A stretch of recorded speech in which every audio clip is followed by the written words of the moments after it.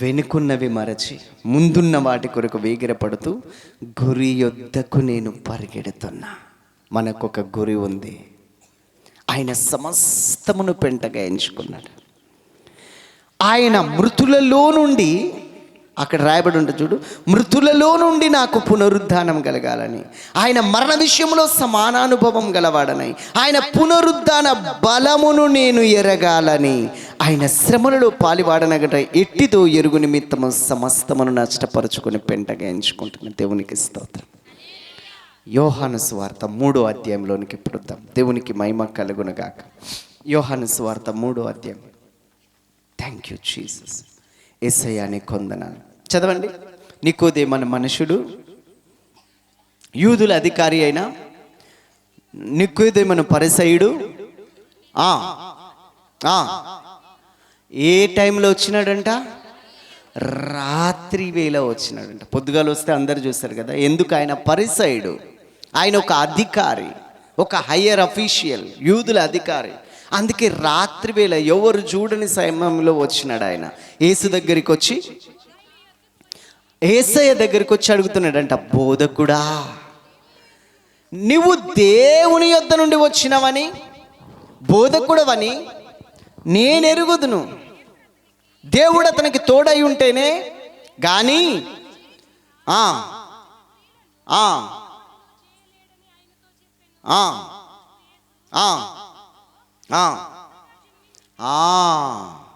అంత స్టోరీ చెప్పిండు. నువ్వు దేవుని దగ్గర నుంచి వచ్చినావు, దేవుడు తోడుంటేనే ఒకడు కార్యాలు చేస్తాడు, నువ్వు ఇన్ని కార్యాలు చేస్తున్నావు. 2వ అధ్యాయంలో ఏం చేసినాడు? నీళ్లను ద్రాక్షరసంగా చేసినాడు. హల్లెలూయా. దేవుడు తోడై ఉంటేనే ఇట్లాంటి కార్యాలు జరుగుతాయి. దేవుని చేత పంపబడ్డావు, దేవుడు నీకు తోడై ఉన్నాడు అని అన్నాడు. నువ్వు బోధకునివి అని అన్నాడు. అప్పుడు యేసు ప్రభు ఆ అధికారితో, ఆ నికోదేముతో ఏమంటున్నాడు? ఒకడు క్రొత్తగా జన్మిస్తేనే గాని అతడు దేవుని రాజ్యమును చూడలేడు. ఆ తర్వాత ఏమన్నాడు?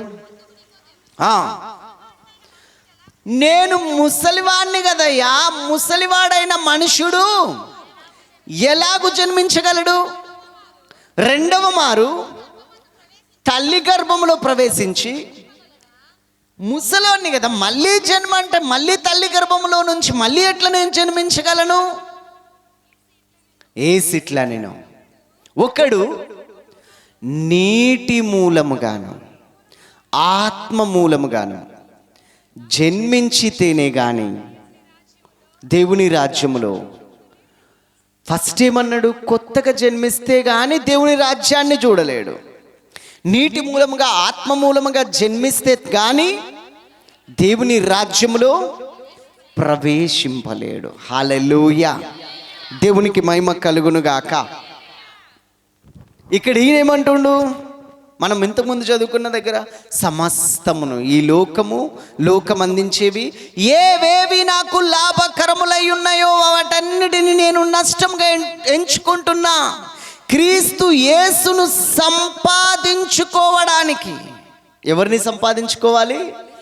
క్రీస్తు యేసును సంపాదించుకోవాలని, మృతులలో నుండి నాకు పునరుద్ధానం కలగాలని, ఆయన మరణ విషయంలో సమానానుభవం గలవాడనై ఉండాలని, ఆయన పునరుద్ధాన బలాన్ని నేను ఎరగాలని సమస్తమును నష్టపరుచుకుని పెంటగా ఎంచుకుంటున్నా. దేవునికి స్తోత్రం. హల్లెలూయా. దేవునికి మహిమ కలుగునుగాక. మత్తయి సువార్తలో 6వ అధ్యాయంలో ఒక మాట రాయబడి ఉంటుంది చూడండి. Thank you Jesus. హల్లెలూయా. 6:19 నుంచి 21 వరకు చూడండి. ఈ భూమి మీద మీ కొరకు, ఇక్కడ చిమ్మట తుప్పును తినివేయును, దొంగలు కన్నం వేసి దొంగిలిస్తారు.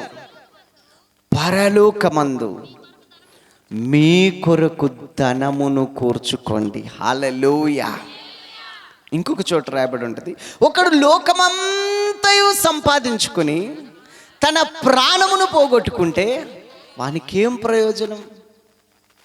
ఏందంట, ఒకడు లోకమంతా సంపాదించుకొని తన ప్రాణమును పోగొట్టుకుంటే వానికేం ప్రయోజనం? తన ప్రాణమును కాపాడుకునివాడు దానిని పోగొట్టుకుంటాడు, తన ప్రాణాన్ని పోగొట్టుకునివాడు దానిని దక్కించుకుంటాడు. దేవునికి స్తోత్రం. హల్లెలూయా. ఏ విధము చేతనైనా మృతులలో నుండి నాకు పునరుద్ధానము కలగాలని. ఇప్పుడు ఈయనేమన్నాడు నికోదేము, ఎట్లా బ్రతుకుతాడయ్యా, ముసలుడిని అయిపోయినా కదా, ఎట్లా బ్రతకాలి? కొత్త జన్మ అంటే ఏంది? నీటి మూలముగా ఆత్మ మూలముగా ఎట్లా బ్రతకాలి? దేవుని రాజ్యం అంటే ఏంది? దేవుని రాజ్యంలో చేరడం అంటే ఏంది? దేవునికి మహిమ కలుగునుగాక. హల్లెలూయా. సంపాదనకు సామర్థ్యం అనుగ్రహించువాడు దేవుడే. ద్వితీయోపదేశకాండం 8:18 రాయబడి ఉంటుంది, భాగ్యము సంపాదించుకొనుటకు సామర్థ్యం కలగజేయువాడు ఆయనే. హల్లెలూయా.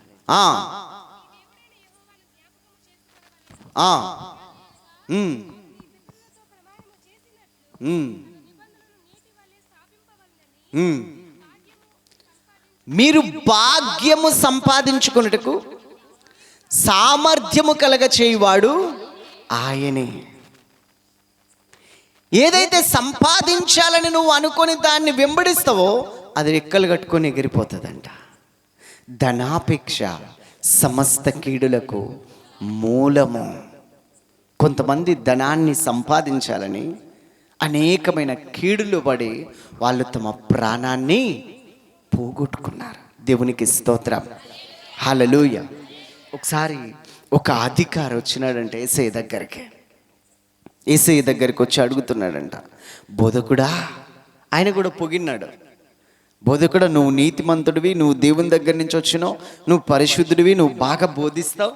అన్ని మస్కా కొట్టే మాటలు అంటారు కదా, బిస్కెట్ వేస్తారు, క్రీమ్ బిస్కెట్. అన్నీ అయిపోయిన తర్వాత, నేను నిత్య రాజ్యమునకు వారసుడనగుటకు నేనేం చేయాలి? ఆశ బాగుంది కదా, ఆలోచన కూడా బాగుంది, నిత్యత్వాన్ని కోరుకుంటున్నాడు, మంచి ఆశ. ఏం చేయాలి అని అన్నాడు. నీ దేవుడైన ప్రభువుని నీ పూర్ణ హృదయంతో, నీ పూర్ణ మనస్సుతో, నీ పూర్ణ ఆత్మతో నువ్వు సేవించాలి. నీ తల్లిదండ్రులను సన్మానించు, దేవుని ఆజ్ఞలను పాటించు, దేవుడిచ్చిన ఆజ్ఞలను పాటించు. ఏం లేదు, ఆయన ఏం చెప్తాడో చేయి, అంతే చాలు.